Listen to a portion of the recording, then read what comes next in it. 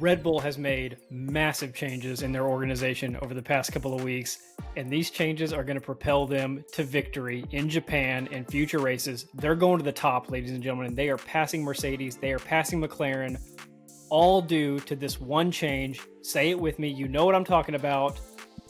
The special livery for the Japanese Grand Prix. It's taking them back to greatness. We are going to see Max Verstappen 2023 levels of dominance here, folks. Get ready for it. Yuki's along for the ride. I'm sure we'll talk about him. But this is turn one. We're your hosts, Thomas and Jeremiah. So yes, we are going to be looking at the Yuki to Red Bull move. We can also talk about the livery because I know Jeremiah loves it. I also love the Red Bull livery.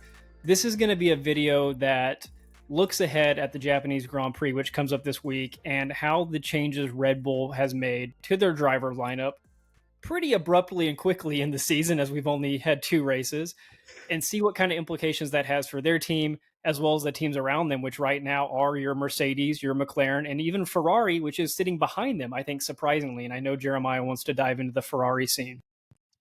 So let's start with this. Let's just hit the Yuki thing out of the gate and get you and Mai's immediate feedback on it. What are your thoughts on them canning Liam Lawson after 2 races in the A team and going with the Yuki route? So this might seem a little blasphemous here, but I honestly didn't even think that Liam Lawson was ready for the Red Bull seat. He never had a full year, or did he? I don't think he had a full year in that Racing Bulls. No, he didn't. I didn't think so. It was like taking over for Daniel Ricciardo for a bit of it and then replacing, I don't know, whoever it was. He had in 23, he raced in 5 races, and then last season he raced in 6 races. He took over because Daniel Ricciardo broke his wrist, and then he took over because they were kicking Daniel Ricciardo out. But listen, no, he didn't. He needed time in that Racing Bulls team. He needed time to develop his skills racing in Formula One. And to be honest, I thought Yuki should have had that seat between the two anyway. I feel like Yuki's done his time. He's been at a car that he's outperformed, in my opinion, time after time again after the last few years. And I felt like he had started to mature in a way that I thought that he for sure was going to move up to that Red Bull seat. So whenever they made the call to bring Liam Lawson up to it, I was kind of shocked. I agree. Whenever you and I did our way too early predictions back in December of 2024, we didn't know what Red Bull was going to do with that open seat yet. At the time, we did not know if they were going to continue with Sergio because he was still under contract for another season. We didn't know if they were going to go to another driver, and we didn't know if that would be Yuki, Liam, or somebody else. And I think we both kind of said in the video, Yuki would be the person. I think we both assumed it would be Yuki. I know on the screen and on the graphic, we put Red Bull number 2 driver, but we both had the idea that that would be Yuki. And then literally like a week after we made that video, or maybe 2 weeks after we made that video, they went with the Liam option. And we were like, whoa, okay, I guess. I think Liam came in a little hot. I think that he thought his skills were better than they actually were. Now, granted, maybe he would have done way better in the easier to drive Mercedes, McLaren, or Ferrari seat, but he's not. He's in the Red Bull seat, and as everybody in the Formula One world has said now, that Red Bull is hard to drive. It takes a very precise amount of technique when you're driving. They say that it has a very small operating window and it's hard to get it into that window. So, I mean, you're looking at that car versus the Racing Bulls car where it's a lot easier car to drive. It has a much bigger window, but maybe it's not as good as far as like performance. Then, I mean, yeah, it's kind of obvious that I'm trying to make that jump from having minimal time into the Racing Bulls car to a full-time Red Bull driver is a bit dramatic. We know the performance isn't as good because I think still to this day the best explanation I've heard, and we've talked about this before, is Alex Albon comparing it to the sensitivity of a mouse if you're on a computer. The Red Bull car for Max is cranked up to the highest level of sensitivity, and not every driver drives that way or can figure that out. Yuki being down at the V-Carb team, previously AlphaTauri, previously what were they before AlphaTauri? Toro Rosso. Wasn't there one even between that? I don't think so. It went Toro Rosso, okay. AlphaTauri, Racing Bulls. He's been on all their different iterations of that team, I think. and that car is the test car for the A team. Now they still try to roll out a good product, and sometimes that car outperforms, in some years than it's supposed to. But it's not a high performance car like that Red Bull One car is, and maybe he can crack it. He seems confident in it. You were saying before we hit record on this that he came out and was like, "I don't." Yeah, go ahead. Yeah, so I don't have the exact quote, which stinks, but I tried to find it before we started filming. I couldn't find it anywhere again. But he said that, he didn't really see the Red Bull as that hard to drive. And whenever he was doing his 3 days of testing in the Red Bull car, and for anybody to say that when every driver before that is saying the exact opposite is hilarious. But I want to bring you back to something that happened in China. And that's when Yuki Tsunoda went on the radio and said, I want to use more front end. And the engineers were like, we don't think that's a good idea. And he was like, well, I'm going to use more front end. And they're like, all right, do what you're going to do, I guess. But that just shows, I think Yuki might just be a driving style similar to Max. I'm not going to say he's fine or honed his skills to the level that Max has honed his skills. I'm not going to say he's just as good of a driver as Max is, but I think the style that Max drives with is something that Yuki can also heavily relate to. Yeah, and I guess maybe one day we'll understand Christian Horner's decision making behind the Liam move versus the Yuki move. I don't know if that'll be soon or if that'll be, years from now when he gives us all that information. I have no idea. I think it'll be pretty soon, especially if Yuki comes out and he does really, really well, then he might have to own up to why they didn't immediately go with Yuki and say what he saw in Liam. I think like you kind of hit on this for a minute. Liam came out pretty hot in his very short window of being a fill-in driver in these weird circumstances. He did well compared to what those cars had been doing previously. When he stepped into the AlphaTauri and when he stepped into the V carb, he got points in 3 races out of those races that he did, and that was not a car that was getting points a lot at the time. So Right. for him to just jump in and do it, you're like, oh, this kid's got it. He's got what he takes. Meanwhile, they have 6 years, 7 years of Yuki driving those cars, and maybe in the back of their heads they're like, if this kid can do it right out of the gate, then he's ahead of Yuki. But maybe he's not. Yeah, it's curious because part of me says that the reason Red Bull is even keeping Yuki on the team is because of the ties to Honda. That may be so. I mean, obviously, we're not going to know 100% on that answer because we're not a part of Red Bull. But I'm wondering if one of the things that led to this move so much is Liam had a terrible start to the season. I mean, let's be honest, it's really, really bad compared. Like, we would see Sergio finishing in like 10th, 9th, 8th, 7th, 6th, and Max winning outright. But we're talking about Liam at the very, very back of the grid to where nobody's even focused on him. And Max is up here in 6th, 5th, 3rd, getting podiums. Like, that's a completely different story. That is huge separation. But that ties to the fact that we're now going to Japan. And so let's bring out the hometown kid, Yuki Tsunoda, make the switch happen. Maybe it's permanent, maybe it's not. Maybe it's just a trial run. Who knows? But it's fun and I like it. Before we dive into Japan and kind of predict that, let's go back to the first 2 races of the year and see kind of how we got here and how the other teams line up. Because I think we both saw, well, at least I saw McLaren doing very well early on. I can't give you credit for that because you thought Ferrari would do very well early on, and I'll let you speak on that. But where we sit today is in a very weird spot. McLaren is leading the way at 78 points, followed by Mercedes at 57, Red Bull at 36, and then Ferrari tied with Williams for 4th place at 17 points. And that is a really difficult 17 points that they have down at Ferrari. I'll talk about McLaren for a second. Red Bull making a change with Yuki, I don't think impacts McLaren that much. While Red Bull and Max are still very good, and Red Bull, I think, made a car better this year than we thought they would do, it's still not the Red Bull car of years past.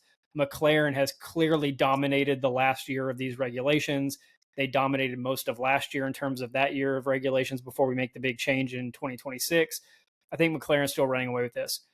The teams Red Bull is competing with right now is Mercedes, Williams, and Ferrari. I think Williams will drop back a little bit naturally as the season goes on. Ferrari will come up a little bit naturally.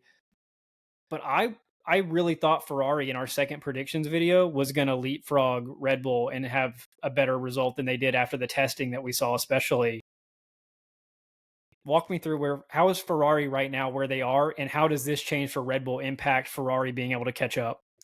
So before I can talk Ferrari, we need to pay homage to Williams. You have to remember Carlos Sainz has not been able to contribute to this points haul that Alex Albon's been bringing in.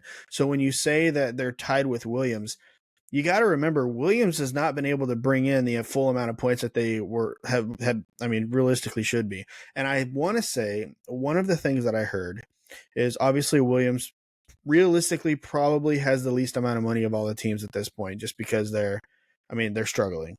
So add that with the fact that they had two brand new chassis, two brand new cars to start the season, and in the very first race, right as we're getting going, Carlos Sainz wrecks the chassis. So what I've heard on the rumor mill is that Alex Albon's been driving the new car, but Carlos Sainz has been driving all of the new parts on last year's chassis because they only had the one chassis.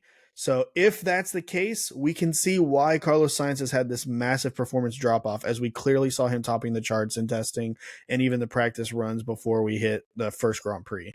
So that would make total sense as to why Carlos Sainz hasn't been able to be contributing. Hopefully Williams can get that new chassis built and delivered back to Carlos if that is the case, and he can start contributing to the Alex Albon points and bring this point haul up. But Ferrari is the big one. And the reason why, granted, why they're behind Red Bull is because they got a big goose egg for the Chinese Grand Prix. We had Lewis Hamilton, who destroyed his underplate.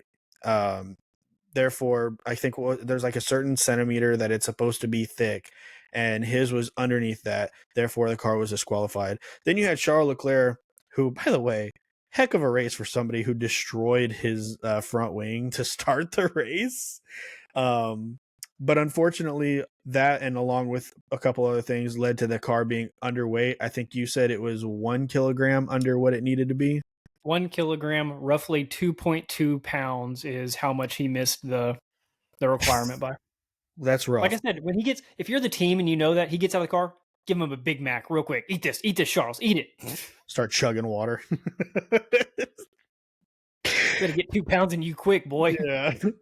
So with that being said, Ferrari gets 0 points across the board for the second race of the season. That's obviously going to put them underneath Red Bull, whose only contributor is Max Verstappen, because with Ferrari having 2 points finishes in the first race and 0 in the second, and Max being the only points finishes, that equates to 2 points finishes. So unfortunately, I want to see more from Ferrari. They're letting me down. My boys, they're hurting my heart right now, because I genuinely thought that it was going to be a battle with McLaren at the beginning of this thing, and it is very clearly not. But I don't think it's not a battle with McLaren because they're not capable. Well, I'll say this. I think you had it right. I think McLaren's running away with it in their pace. I think their pace is very hard to meet right now by any team. But I genuinely feel like Ferrari should be beating Red Bull and Mercedes. I think they are the strong number 2 contender for the speed in that car, and they just haven't been able to deliver in the way that they should be, and it's letting me down dramatically.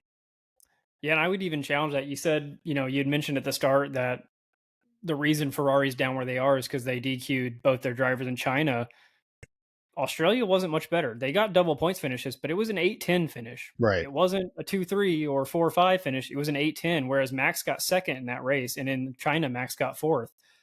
I think if we have the Red Bull number 2 driver, which will now be Yuki, finishing where we both projected him at in the 7 or 8 range for the season, that's still ahead of where Ferrari was finishing in the one race they did get in. And that suddenly takes Max points and adds even more points onto them, whereas Max was beating them single-handedly. So if Yuki does come in and he's even able to finish 10th, 9th, 8th in the next few races, however long he's on the team, then yeah, I think Red Bull, unfortunately, holds their place over Ferrari, which is, again, man, just a massive, massive letdown from what I thought the team was going to bring. Like, regardless of how Yuki performs, Ferrari's got to step up their game because they're not matching Max right now. They have to at least match or beat Max between their two drivers, and they're not doing that. Just for fun, do you happen to have the driver standings pulled up? I do. What does Kimi Antonelli have? Total, he has 22 points. He's sitting in 5th. How many points total does Ferrari have? Ferrari altogether has 17 points. So there you go. There are so many single drivers just beating the Ferrari team.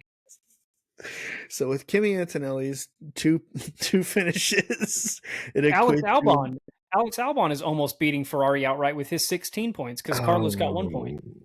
Man, that is so bad. So essentially, the Ferrari team is tied with Alex Albon's Williams. So I did want to say this, by the way. One more thing to add to Red Bull before we completely abandon China. Red Bull did meet with they had Christian Horner, they had Helmut Marko, they had Max Verstappen, and they had their top engineers. And basically they laid out in front of Max where they're going to go in this season, the upgrades that they're going to bring, what they see it doing to the car, and basically where they plan on finishing at the end of the season. Max said that he left that meeting happy. So I'm wondering if we're not going to have a title contender fight at the end of this season, with Max barely hanging on right now with these 4th and 3rd place finishes, but then slowly but surely creeping up until he's battling it out with Lando Norris or even Oscar Piastri. That's how a lot of seasons work out. Even pretty much every year except for the Red Bull runaway season, a team starts out really, really hot and then the others slowly catch up. It's just a matter of, did the team in the lead get enough points in the beginning to hold everybody else off at the end? There's one thing I wanted to ask you, as you know, I'm dubbing you Mr. McLaren for the season. We had so many comments on one video in particular, like, oh, this guy's classic McLaren bandwagon. And I'm not a McLaren fan. I just think they're good. I don't necessarily care if they win. I just think they will. So I wanted to get your opinion, though, on this. In the first race, Oscar Piastri was faster than Lando Norris. Now, they said for Oscar not to battle Lando Norris, that they would give him the opportunity later. And then Oscar Piastri wipes out in the rain and does that horrible spin onto the grass, ends up in last place, battles it back into the points. Here again, China, Lando Norris is faster than Oscar Piastri, catches up to the tail of Oscar Piastri, and the team comes on the radio and says, guys, don't battle it out. We'll let y'all battle at the end of the race. Boom, Lando Norris has brake issues. Walk me through your thoughts. I've always been a proponent of, well, 2 things. One, if you're going to let your drivers battle, you should do it early on. Like, we shouldn't have team orders early on. I think team orders should come later in the season, which is why it was weird last year how McLaren almost did it in reverse. They were giving team orders that actually hurt their point standings when they were like moving Lando out of first place. So not those kind of team orders late is what I'm talking about. I'm talking about moving Lando or whoever's the leader up into first. I think they could battle right now. I don't know if that's exactly what you asked, but I think they should be free to battle right now, especially if McLaren feels like they have a car that can run away with the season, which right now it looks like they can. My question is more of, they're not allowing the guys to battle at the moments that they're supposed to be battling. So you have one of them obviously breaks away at the beginning of the race, and then the other one's playing catch up, finally gets to the back of the other car, has more speed than the car in front of him, and then right as he's within range to start battling it out, team comes on, stops the battle before it even begins. It happened in both races with opposite drivers. Yeah, I would open it up and let them race with the caveat that unless if there's rain or if it's already been a chaotic race with a lot of crashes or a lot of DNFs or something, settle it down and just say, hey, y'all just stay where you are. But if it's a pretty normal race and things are going fine for you and you've got a lead, I'd let them battle this early in the season. So you think it's justified that they didn't battle in Australia in the rain, but in China they should have been allowed to battle? Yep. Okay. Now, once we get about halfway through the season, if one of them has kind of solidified themselves as the top person on the team, then you go with that person going forward. Or if other teams have started to catch up to them in either the drivers or the constructors, then you might have to you lock it in at that point. But I think early on, they're both capable drivers that are ready to win. I think you got to let them battle. Yeah, we talked about this over the last couple seasons, but Oscar Piastri has kind of been, we didn't 100% know where he was going to line up with Lando, and then it turned out that he was almost as fast as Lando, but not quite there. I think this is the first time we're finally able to see that Oscar Piastri is very much there. And, between the first race where Oscar was catching up to Lando and then told not to pass, and then this last race in China where Lando was catching up to Oscar and told not to pass. I think either one of them on any given day on any given track can win the race, and at this point, I think they should be battling it out. I agree with you. The only other thing I'll add to that before we look ahead at Japan, I don't think these two drivers would do that. I don't think Oscar or Lando have this in them, but you don't want a Daniel Ricciardo and Max situation where they are battling so much that it takes you out of the race. Although with how much of a lead they have, would it really hurt them that much? Maybe later in the season, if you're like absolutely running away with it and it's race 19 and you've got a 150-point lead, okay, let them go all out. I don't care. But this early on, you need top 3 points out of both of your drivers in every race. Sure. And if they're going at it and dive bombing turns on each other, like if they're racing like me and you go karting, then that's a problem. They can't be doing that. Where the one in the front purposely slows down to make it a race. You've never seen brake checking in F1 like this before. Oh wait, I'm sorry. Yes, we have Lance Stroll brake checked Fernando Alonso that one time. Oh, dang it. It always comes back to Lance Stroll messing up something. Okay, you want to look at Japan real quick? Yeah, let's move on ahead. One of my, not my favorite tracks, but one of my favorite tracks in terms of just outright speed. I mean, 130R alone is enough reasons to name this as one of my favorite tracks, but the atmosphere in Japan is huge. The racing scene in Japan is so big. So the only F1 race of the season, of course, the atmosphere at this race is always just massive. I like the track. I like 130R. I like the S's. Obviously, Austin Coda drew a lot of inspiration from this track as a big feature of their race, I think. I have always wanted, though, like a Tokyo street circuit. I feel like that would be really, really cool. It would be like Shanghai, but cooler, because it's Tokyo. But this is a cool race. I don't know. Is your favorite quote in F1 history the Fernando Alonso 130R quote? If you didn't bring it up, I was going to bring it up 100%. Explain. So as they're approaching, so it's Michael Schumacher and it's Fernando Alonso. Fernando in his Renault days, Schumacher in his Ferrari days, and they're approaching 130R. Fernando sends it through 130R, and then he comes back. They talk to him after the race, and he's like, I knew it might have been his engineer talking to him. I can't remember. But he says, I knew that he would break because he has kids or he has a family. And I was like, oh my gosh. The man made a life or death decision going 200 something miles an hour based on another person having a family and him not. The fact that he didn't break at all, full send through 130R. Oh man. And if you watch that clip closely, not only does he full send through the turn, as soon as he's through the turn with like the tiniest of gaps over Schumacher, he cuts back in front. Oh yeah, that's classic Fernando. I'm taking that spot. Yeah, like it doesn't stay side by side on the outside where he was. No, immediately back in front of, like, I've got this spot now. Such a great quote. So we go into the race. We talked about this earlier, but McLaren's got the obvious lead. Mercedes, not honestly too far down, 21 points back. It's a little bit for 2 races in the season, but they're still in the mix. What was the stat on Kimi? Kimi's the first driver since Lewis to... Kimi is the first driver since Lewis Hamilton in 2007 to start his first 2 Formula One races, or to finish his first 2 Formula One races in 6th or higher. Yeah, and we went back and looked, and yeah, because the odds of you going to a top team as your first team, and the odds of that team having a good enough car for you to be in the top 6, and the odds of you being good enough to be in the top 6, that speaks a lot about Kimi, I think. It has to. Yeah, I mean, there's only a couple drivers that I could even see something like that happening with. I mean, obviously a Max Verstappen, who didn't get that opportunity because he was in the Toro Rosso, but he outperformed that car in both races, which fully leads me to believe that if he was in that Red Bull, he could have done it. I mean, you look at other drivers around, I could see I could see Daniel Ricciardo having the possibility of doing that, but he raced for Hispania, and Maybe Charles if he had gone straight to Ferrari over Sauber you said or Alfa one. Romeo. Yeah, you said one person was close. Was it? Carlos, from the drivers I looked at today that we have today, Carlos I think was the closest. At Toro Rosso, he did a 9.8.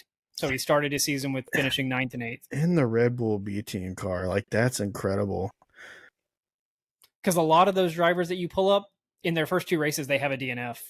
Well, that, and Just you're looking the at odds of it. George Russell, Williams, Charles Leclerc, Sauber, Lando Norris, McLaren, but McLaren at the time. Like worse than Alpine McLaren, or worse than Renault at the time McLaren. Now Lando did have one of his races was in the top 6, wasn't it?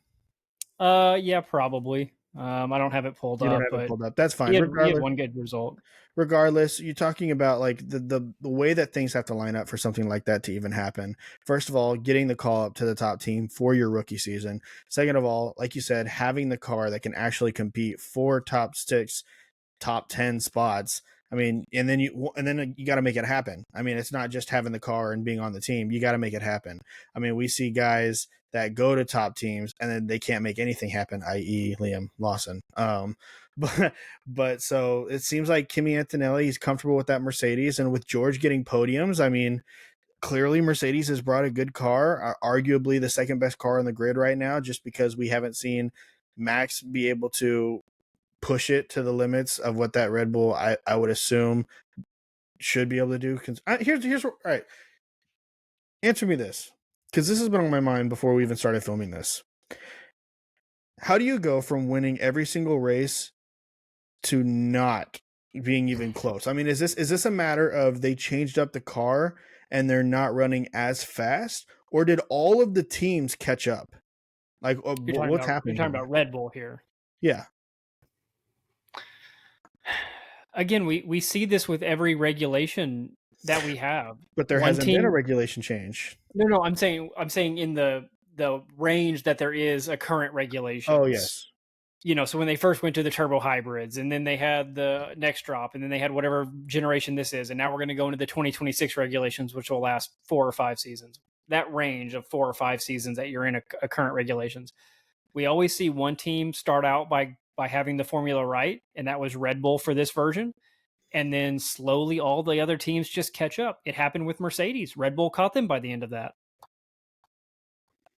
Yeah, I guess that's the case. Just like when Sebastian Vettel was winning at Red Bull, Mercedes caught them at the end of that regulations. Yeah, it's just odd. It's just very odd. I wonder if you make the car so well at the start, your ceiling of what you can improve is so limited, and the other teams start throwing things at the wall because they're just trying to catch up. Meanwhile, you're in the lead, so you're not taking as big of a risk, right? And that's what we were kind of concerned about McLaren this year when Zach Brown came out and said, yeah, we're making some big risks with this year's car. We're like, why? You've got it. Just scale back. But maybe that's how you stay ahead. We are bouncing all around the place here, but I love it because there's been a lot that I've been wanting to talk about recently. And unfortunately, we didn't film last week. That's our fault. We kind of dropped the ball on that one. We were very busy and couldn't really find a time that worked for both of us to get together. But there has been so much news going on, so much information gained from China. We're rolling into Japan, and there's just a lot to talk about. Let's just wrap with this. Give me your thoughts on Japan from the Yuki's perspective. How do you see him stepping into the car, and does Ferrari bounce back?